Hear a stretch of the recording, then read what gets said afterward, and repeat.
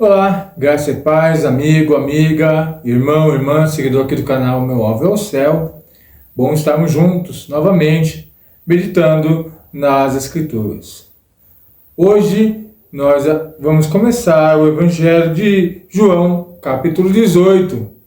E você é meu convidado, minha convidada, logo após a nossa vinheta, para começarmos a nossa leitura. Desde já quero agradecer você, novo inscrito. Seja bem-vindo, seja bem-vinda, que Deus possa abençoar a sua vida através desse canal. Se você não tem nos acompanhado, desde o ano passado, no início do ano passado, nós estamos meditando o Evangelho de João. E agora nós estamos chegando na parte final do Evangelho de João. Faltam mais 3 capítulos, nós encerramos a nossa leitura. E se você não viu, você é meu convidado, minha convidada para fazer uma maratona nesses vídeos que você não assistiu. Se você entrar na nossa playlist lá, falando sobre o Evangelho de João, o que é isso, João, do ano passado, e agora esse ano, o que é isso, João, a história continua. Então, fica aqui meu convite para você maratonar essa série, que acredito que vai ser abençoadora na sua vida. Depois de tudo isso, segue a nossa vinheta e a gente se encontra daqui a pouco.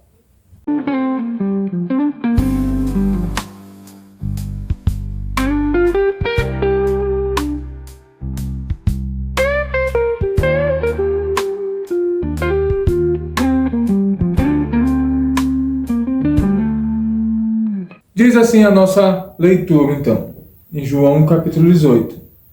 Tendo terminado de orar, Jesus saiu com os seus discípulos e atravessou o vale de Cedron. Do outro lado havia um olival, onde entrou com eles. Ora, Judas, o traidor, conhecia aquele lugar, porque Jesus muitas vezes se retirava ali com os seus discípulos.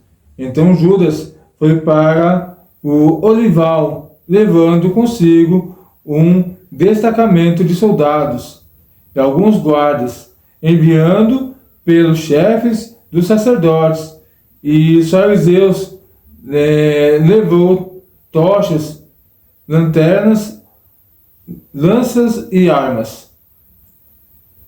Jesus, sabendo de tudo o que lhe há de acontecer, saiu e lhe perguntou: a quem vocês procuram? A Jesus de Nazaré, respondeu eles. Sou eu, disse Jesus. Judas, o traidor, estava com eles. Quando Jesus disse, sou eu, eles recuam e caem por terra. Novamente lhe perguntou, a quem procura? Eles disseram, a Jesus de Nazaré. Respondeu, já lhe disse que sou eu. Se vocês estão procurando, deixe ir embora estes homens. Isso aconteceu para que se cumprisse a palavra que dissera, não perdi nenhum dos meus. Simão Pedro, que trazia uma espada, tirou e feriu o servo do sumo sacerdote, decepando-lhe a orelha direita. O nome daquele servo era Malco. Jesus, porém, ordenou a Pedro, guarda a espada. Acaso não haverá de beber o cálice que meu pai me deu? Então aqui nós já vemos as cenas finais do fato de Jesus. Então agora Jesus é preso, e é sobre isso que nós vamos meditar no dia de hoje. Neste trecho do Evangelho de João, vemos o início da paixão de Jesus. Jesus é traído por Judas, preso pelos soldados e levado aos líderes religiosos. Este momento é profundamente marcante porque revela tanto a obediência de Jesus ao plano de Deus, quanto a resistência humana à luz. Então nós vemos que, porque os homens estavam em trevas, eles não enxergavam quem era Jesus, o propósito de Jesus. Por mais que Jesus falou aos 12, falou abertamente nos últimos capítulos que nós ouvimos e lemos, que ele ia ser preso, que ele ia ser julgado, condenado e morto, aqueles homens não estavam entendendo quando isso começa a se concretizar. Quando Jesus de fato ele é preso, mesmo Jesus já vindo falar, olha, o mundo vos vai odiar, o mundo vai ir contra vocês, mas não se preocupa, porque antes de odiar vocês, odiou a mim. Então aqueles homens até então, eles agem como se isso fosse algo que não ia impactar tanto. E agora com Jesus preso, eles vendo aquela cena, eles veem de fato o que Jesus havia anunciado se concretizar. Mas a minha pergunta para você hoje é: por que Jesus tinha que ser preso? Você sabe o real motivo, a intenção do fato que Jesus tinha que ser preso? Ou você vai naquele embalo, não, Jesus era um arruaceiro, Jesus era um bagunceiro, Jesus era um agitador, e realmente ele precisava ser preso, ele precisava ser contido, porque eles estavam criando instabilidade no governo, instabilidade na religião, instabilidade no sinédrio. Aqueles homens estavam ficando impacientes. E nós vemos isso acontecendo também nos dias de hoje. E muitos de nós, cristãos, sendo perseguidos e mortos em volta do mundo, e ainda continuamos de braços cruzados. Uma estatística que estava acompanhando pela minha igreja, que é uma igreja missionária também, investe bastante em missões, que só o ano passado, mais de 4.000 pessoas perderam a vida por proclamar a Jesus. Missionários, obreiros, homens e mulheres, que ainda no pleno século XXI são mortos por causa do amor de Jesus. Então nós vemos que Jesus, quando falou que o mundo irá os odiar, o mundo irá vos perseguir, é também no dia de hoje, porque as trevas e a luz não têm comunhão. E o mundo, querendo ou não, ainda ama mais as trevas do que a luz de Cristo. A prisão de Jesus não foi fruto do acaso, nem simplesmente uma consequência da traição de Judas. Nós vemos aí, Judas somente foi um instrumento para que esse processo pudesse acontecer, mas poderia ser qualquer um outro nome. José, Pedro, João, Mateus, nomes comuns daquela época ou nomes poucos conhecidos, mas provavelmente um homem ou uma mulher teria que concretizar para que Jesus pudesse cumprir as Escrituras. A prisão de Jesus fazia parte do cumprimento do plano da redenção da humanidade. Lembra que quando os profetas anunciaram que Jesus ia vir, ia ser o Cordeiro remissor, que iria tirar e nos trazer uma nova vida perante Deus?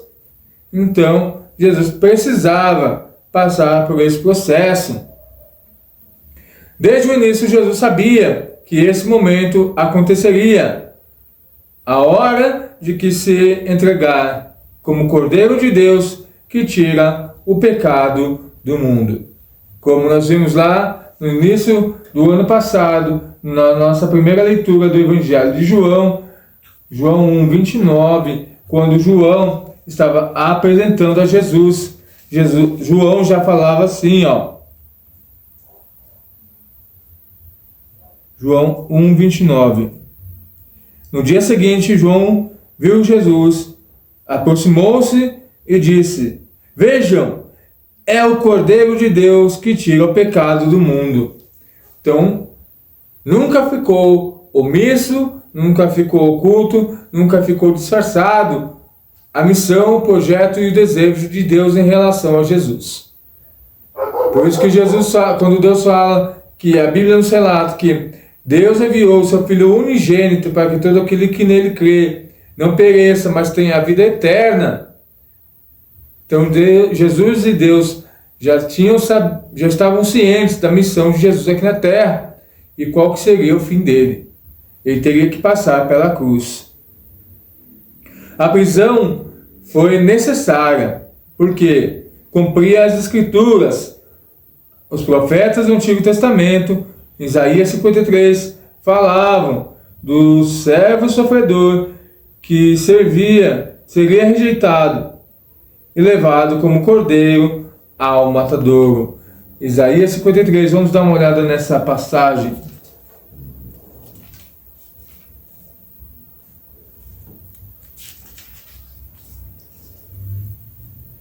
Diz assim, quem creu em nossa mensagem e a quem foi revelado ao braço do Senhor? Então vemos que Jesus anunciou, Jesus pregou, falou abertamente nesses últimos passos antes da sua prisão e muitos não creram. Ele cresceu diante dele como um broto tenro e como a raiz saía de uma terra seca. Ele não tinha qualquer beleza ou majestade que lhe atraísse, nada havia em sua aparência para que os desejássemos. Foi desprezado e rejeitado pelos homens, um homem de dores e experimento de sofrimento, como alguém que os homens escondem o rosto, foi desprezado e não os tinham em estima. Então nós vemos que aqui Isaías falando que Jesus, ele, pela sua posição, que ia de encontro ao tudo que os fariseus, saduceus, líderes religiosos pregavam, e Jesus expunha a palavra e os condenava, não porque Jesus não sabia, mas é porque Jesus expunha a palavra de Deus, expunha os ensinamentos dos profetas, expunha e mostrava, olha, vocês estão errados, não porque eu acho, ou porque eu penso assim, porque as Escrituras condenam, vocês estão falando uma coisa e vivendo outra. Certamente, ele tomou sobre si as nossas enfermidades, e sobre si levou as nossas doenças, contudo, nós o consideramos castigo de Deus. Por Deus atingiu o aflito, mas ele foi transpassado por causa das nossas transgressões, foi esmagado por causa da nossa iniquidade. O castigo que nos trouxe a paz estava sobre ele, e pelas suas feridas fomos curados. Então aqui realmente Jesus havia necessidade, não havia outro modo para que Deus pudesse nos resgatar, para que Deus nos pudesse trazer de novo a comunhão para com Ele, senão através de Jesus. Jesus pagou pelo meu erro, Jesus pagou pelo seu erro, isso nós não temos mais como mudar e não tínhamos como fazer diferente. Mas Jesus, sendo Deus, sendo gracioso, sendo misericordioso, nos deu essa benevolência da parte de Deus. Todos nós, foi a qual ovelha, nos desviamos, cada um de nós se voltou para o seu próprio caminho, e o Senhor fez criar sobre ele a inquietade de todos nós. Ele foi oprimido, afligido, e contudo não abriu a boca. Como um cordeiro foi levado para o matadouro. Então nós vemos que João falou, nós vemos que o profeta Isaías falou, e a Bíblia se concluindo em Jesus. Jesus foi preso, Jesus não questionou o motivo da sua prisão, simplesmente quando aqueles soldados chegaram e falaram, nós procuramos Jesus, Jesus fala, sou eu, mas deixe os meus apóstolos irem, eles não têm nada a ver com isso, sou eu que vocês querem, eu vou com vocês. Era o caminho para a cruz, a redenção da humanidade. passariam diretamente pelo sacrifício de Jesus. Sua prisão foi o primeiro passo concreto para a sua crucificação. Então, agora, graças a toda essa cena da traição de Judas, eu e você fomos beneficiados, porque Jesus foi preso, Jesus foi crucificado. Revela sua entrega voluntária. Note que em João 18, Jesus se apresenta sem resistência. Sou eu, versículo 5. Demonstra que não estava sendo dominado, mas se entregou por amor. Então Jesus, prontamente por amor, se entrega. Vocês procuram? Sou eu. Estou aqui. Podem me levar. Quem foi favorecido com a prisão de Jesus? Então nós vemos que a prisão de Jesus era necessária. Jesus precisava ser preso. Não tinha como fazer as escrituras, tinha que se cumprir Jesus. Se Jesus não cumprisse as escrituras eram mentirosas. Elas seriam facilmente desacreditadas pelos homens, como até hoje tentam fazer isso. Os ateus, a ciência, os negacionistas tentam falar que Deus não existe, que Jesus é um conto de fada, que a Bíblia é ultrapassada. Mas nós vemos que a Bíblia é verdadeira, é real. Esse Deus é santo, justo e fiel e vivo, ao ponto de a Bíblia ser proibida de ser vendida, pregada ou anunciada em muitos cantos desse planeta. Então, nós vemos que a luz incomoda as trevas nos dias de hoje também. Então, quem são os maiores beneficiados? A humanidade. Os líderes religiosos da época se sentiram favorecidos. Eles viam em Jesus uma ameaça ao seu domínio sobre o povo. Queriam calar Jesus, eliminar sua influência e manter o povo sob seus domínios.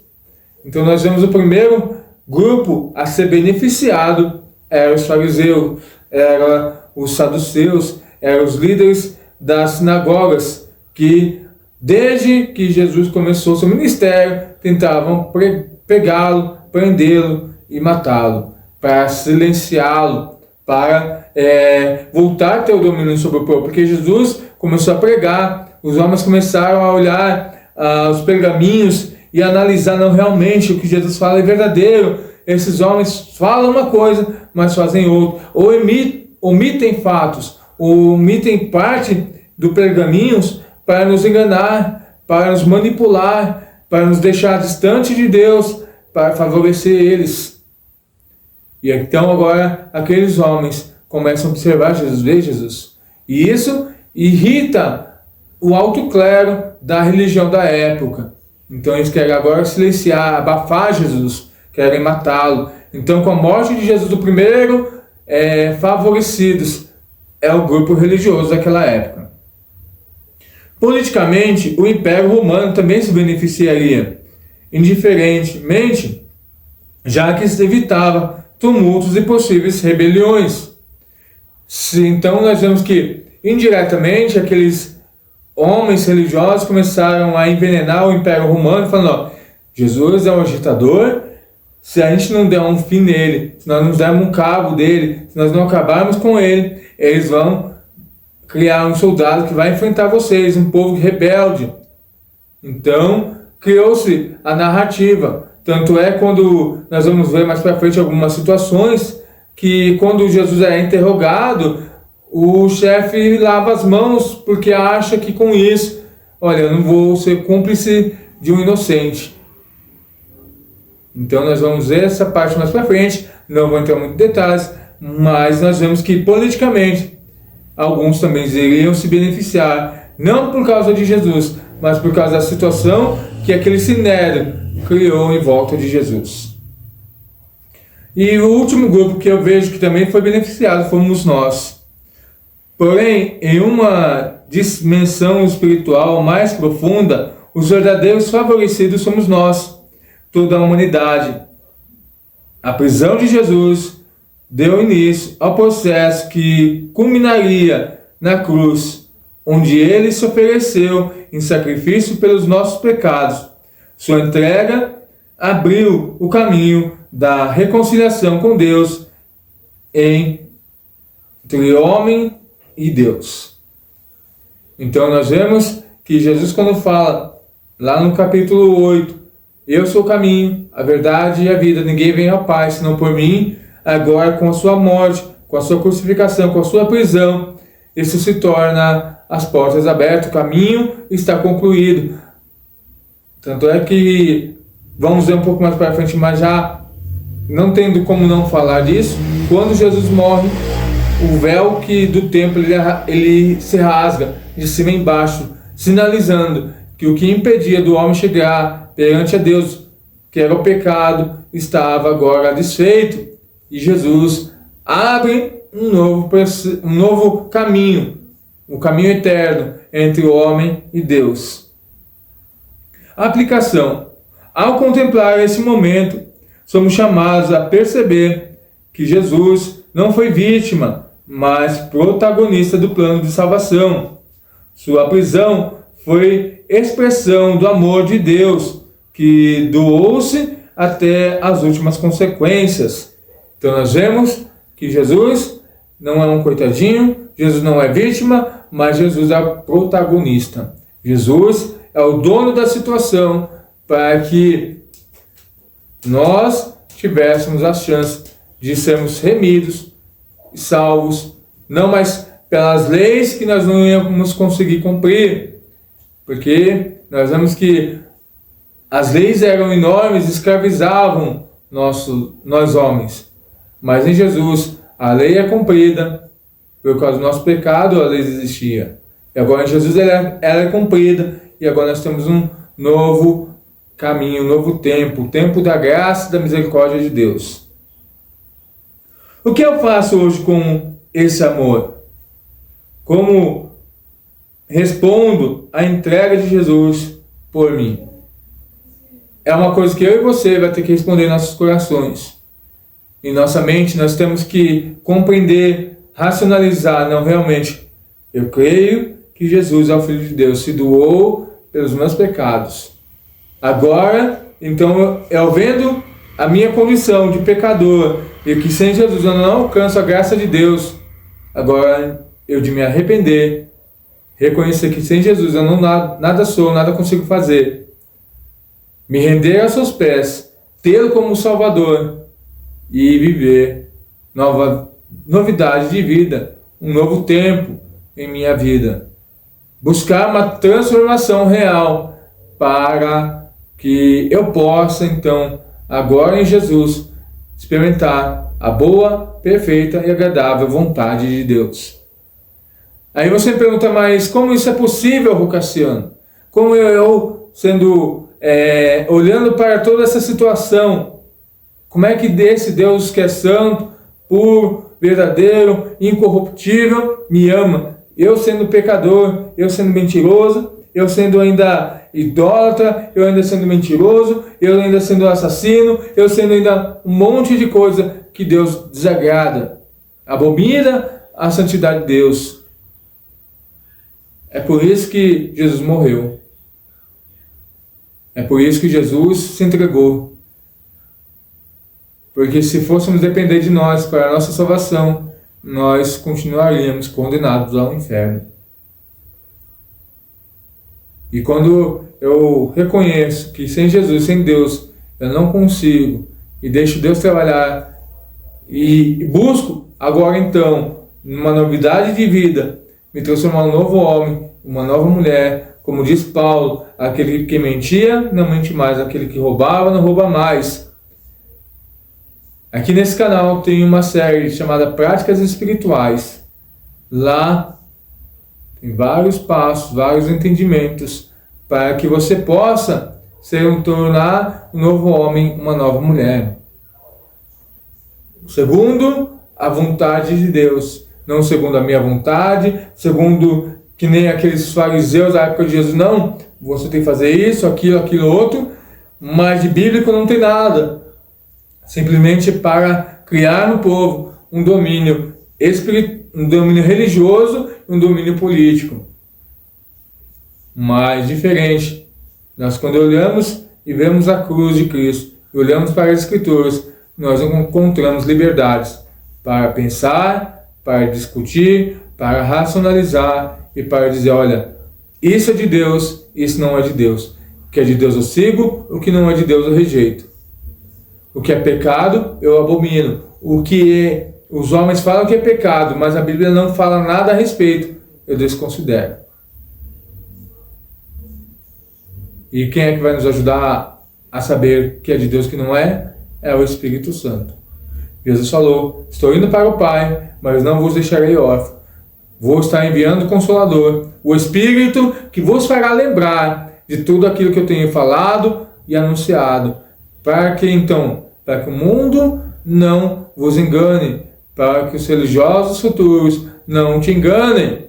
Mas hoje mesmo, com o Espírito Santo, por sermos preguiçosos, por sermos relaxados, nós não oramos, nós não jejuamos, nós não fazemos a leitura, nós não praticamos a devocional. Então nós continuamos enganados pelos mesmos fariseus, pelos mesmos religiosos que enganaram aquele povo, enganam muitos no dia de hoje, com práticas de, se você der uma oferta X, Deus vai te dar em dobro. Se você fazer um sacrifício Y, Deus vai te dar em dobro. Se você fizer um voto com Deus, Deus vai te dar uma casa, um carro, a viagem dos seus sonhos. E sendo que a Bíblia fala que Jesus nos ensina aqui nos últimos capítulos, antes de chegar no 18, que o mundo vai odiar, vai vos perseguir, mas tem de bom ânimo, porque antes de fazer isso com vocês, fizeram comigo. Mas será que todos vão ser perseguidos, todos vão ser odiados? Eu não sei. Depende do seu comprometimento com Deus, depende da sua fé, depende da sua intimidade para com Deus. Porque nós sabemos que se tivermos uma vida crente Raimundo, uma igreja pé no mundo, uma igreja pé na igreja, um pé na igreja, pé no mundo, nós seremos mornos. E os mornos, eles não causam espanto a ninguém. Mas se formos crentes nascidos de novo, buscando sempre a santificação, e nós não vamos concordar com as coisas deste mundo, nós não vamos trabalhar conforme as leis deste mundo, vamos incomodar muita gente. E é por isso que nós temos que nos santificar cada vez mais. É um desafio para mim, que estou há quase 30 anos no Evangelho. É um desafio para quem está se chegando agora, porque sem Jesus, e eu com 30 anos na igreja, só sendo religioso, só batendo ponto, e não fazendo a vontade do Deus Pai, eu continuo condenado ao inferno. Tempo de igreja não define se você vai para o céu ou se você vai para o inferno. Tempo de igreja demonstra o quanto você está mais com Jesus, mais perto ou mais longe. E o quanto você está disposto a abrir mão de muitas coisas por causa do amor de Deus. Pense nisso, reflita sobre isso. E se você tem o desejo de aceitar a Jesus como Senhor e Salvador na sua vida, faça essa oração comigo. Pai querido, Deus amado, reconheço que sou pecador. Sem o Senhor, sou um barco à deriva, sem comando e que vai estar prestes a naufragar. Mas eu preciso do Senhor no meu barco para me ajudar a chegar às águas tranquilas, a entender o Evangelho e a entender que o Senhor morreu naquela cruz por me amar. Um amor que eu não vou conseguir racionalmente compreender, mas com a ajuda do Teu Espírito Santo, quero me tornar um novo homem, uma nova mulher, para ser testemunha da sua graça, enquanto assim o Senhor desejar, eu aqui nessa terra. Me ajuda, Pai, a ser um novo homem, uma nova mulher, que glorifica o Teu nome aqui na terra. Essa é a minha oração, em nome de Jesus.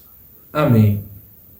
Deus possa vos abençoar, e a gente se encontra aqui no próximo vídeo, para continuarmos essa saga da agora com Jesus preso. Deus vos abençoe e até o próximo vídeo.